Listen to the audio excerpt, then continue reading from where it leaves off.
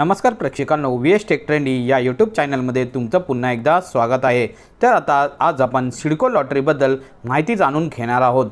काल दसऱ्याच्या मुहूर्तावर सिडकोने जी सोडत काढली आहे त्याची सविस्तर माहिती आपण आता बघूया। तर सिडकोने जी ही लॉटरी काढली आहे त्यामध्ये 67,000 घरांपैकी 26,000ची ही सोडत काढली आहे। ही सोडत तळोजा, वाशी, खारघर, कळमुली, कामोठे, पनवेल व उल्वे या ठिकाणची असणार आहे। तर यामध्ये सर्वात प्रथम Kharghar railway station sector 1A येथे ही सोडत, तर येथील जागेचे क्षेत्रफळ हे 540 चौरस फूट इतके असणार आहे। तर इथे एकूण सदनिका ही 1803 असणार आहे आणि हे 2 BHK साठी असणार आहे आणि हे LIBG साठी असणार आहे।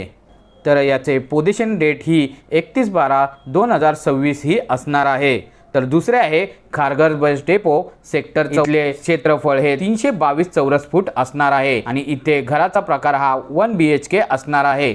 यानी याचे वार्षिक उत्पन्न मर्यादा इथे 6 लाख वर्ष पर्यंत इतकी ठेवली आहे। तर एकूण सदनिका ही 1700 असणार आहे। तर याची पोझिशन डेट ही 30/6/2025 असणार आहे। तर नंतर आहे खारघर बस टर्मिनल सेक्टर 14, तर येथील जागेचे क्षेत्रफळ हे 322 चौरस फूट इतके असणार आहे। तर इथे एकूण 340 घरांसाठी सोडत असणार आहे। तर याचा प्रकार LIG तसेच इथे 1 BHK भेटणार आहे। इकडे पनवेल मध्ये पनवेल बस टर्मिनल्स सेक्टर 8 मध्ये ही सोडत निघालेली आहे। तर जागेचे क्षेत्रफळ 322 चौरस फूट असणार आहे। तर याचा प्रकार 1 BHK असणार आहे। तर येथे एकूण घराची सदनिका ही 172 अशी असणार आहे। पण मात्र याची पोझिशन डेट ही 30/6/2025 असणार आहे। तर त्यानंतर कळंबोली बस डेपो सेक्टर 17 मध्ये आपल्याला घरे उपलब्ध झालेली आहेत। तर इकडे क्षेत्रफळ हे 322 चौरस फूट असणार आहे। तर वार्षिक उत्पन्न हे 6 लाख असणार आहे। तर हे याचा प्रकार 1 BHK असणार आहे। तर येथे एकूण सदनिका 1360 असणार आहेत। तर पोझिशन डेट ही 30/6/2025 असणार आहे। तर वाशीसाठी वाशी ट्रक टर्मिनल सेक्टर 19 मध्ये ही घरे उपलब्ध आहे। तर येथील क्षेत्रफळ हे 322 चौरस फूट असणार आहे। तर याचा प्रकार 1 BHK असणार आहे। तर एकूण सदनिका ही 3131 इतके असणार आहे। तर पोझिशन डेट ही 31/12/2025 असणार आहे। त्यानंतर खांदेश्वरमध्ये खांदेश्वर रेल्वे स्टेशन सेक्टर 28 मध्ये ही सोडत आहे। तर याचे क्षेत्रफळ हे 322 चौरस फूटच असणार आहे आणि घराचा प्रकार हा 1 BHK असणार आहे। तर एकूण सदनिका ही 1470 असणार आहेत। याचे पोझिशन आपल्याला 30/6/2025 पर्यंत मिळणार आहे। तर मानसरोवर स्टेशन टर्मिनल सेक्टर 39 मध्ये ही घरे उपलब्ध आहेत। तर येथील क्षेत्रफळ हे 322 चौरस फूट 1 BHK साठी 840 सदनिकांसाठी उपलब्ध आहे। तर येथील पोझिशन डेट ही 31/12/2025 असणार आहे। तर उल्वे खारकोपर सेक्टर 19A मध्ये ही घरे उपलब्ध आहेत। तर येथील क्षेत्रफळ हे 322 चौरस फूट असणार आहे। तर घराचा प्रकार हा 1 BHK असणार आहे। तर एकूण सदनिका ही 2113 असणार आहेत। तर खारकोपर सेक्टर 16 मध्ये ही घरे उपलब्ध झालेली आहेत। याचे क्षेत्रफळ सुद्धा 322 चौरस फूटच असणार आहे। पण येथील वार्षिक मर्यादा ही 6 लाख ठेवण्यात आलेली आहे आणि घराचा प्रकार हा 1 BHKच असणार आहे आणि एकूण सदनिका हे 288 असणार आहेत। या घरांसाठी नोंदणी चालू झालेली आहे आणि याच्यासाठी काय कागदपत्रे लागणार आहेत ते आपण आता बघूयात। तर इथे माझे प्राधान्य सिडको होम खरेदी अर्जदाराने सादर करावयाची कागदपत्रे। तर सर्व अर्जदारांसाठी अनिवार्य कुठली कागदपत्रे आहेत ते आपण आता बघूया।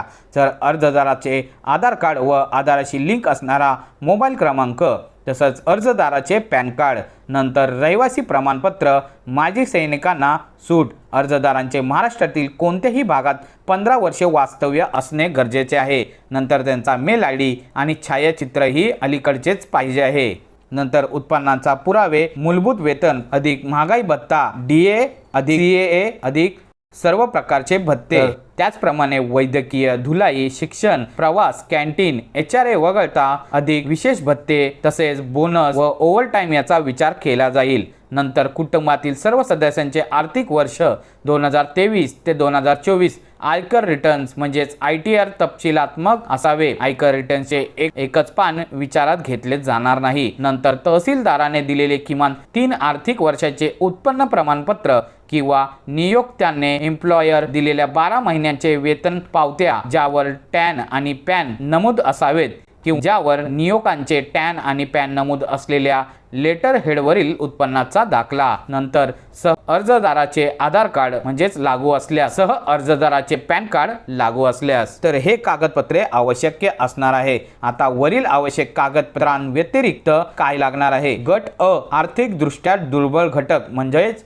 EWS फॉर्म ए प्रतिज्ञापत्र अर्जदार किंवा तिचा पती पत्नी आणि अविवाहित मुले यांचे भारतातील पक्के घर नसावे. नंतर PMY प्रमाणपत्र जर अर्जदाराला शासकीय अनुदान घ्यायचे असल्यास, नंतर अर्जदारांनी केंद्र सरकारच्या संकेतस्थळ म्हणजेच www.pmaymis.gov.in वर किंवा स्थानिक स्वराज्य संस्थांमध्ये नोंदणी केलेली असावी. नंतर गट ब अल्प उत्पन्न गट LIG फॉर्म ए प्रतिज्ञापत्र अर्जदार किंवा तिचा पती पत्नी आणि अविवाहित मुले यांच्या नावावर नवी मुंबईत घर नसावे. नंतर उपगट अ संविधानिक अनुसूचित जाती आणि अनुसूचित जमाती तसेच भटक्या जमाती तसेच विमुक्त जमाती सक्षम प्राधिकरणाकडून जारी केलेले जात प्रमाणपत्र लागू असल्यास, नंतर सक्षम प्राधिकरणाकडून जारी केलेले जात वैधता प्रमाणपत्र लागू असल्यास, नंतर दिव्यांग व शारीरिक विकलांग 2016च्या दिव्यांग व्यक्तीचा हक्क कायद्याच्या अनुषंगाने दिव्यांग प्रमाणपत्र सक्षम प्राधिकरणांकडून जारी केलेले असावे ज्यामध्ये अर्जदाराने दिव्यांग PH वर्गाचा दावा केलेला आहे.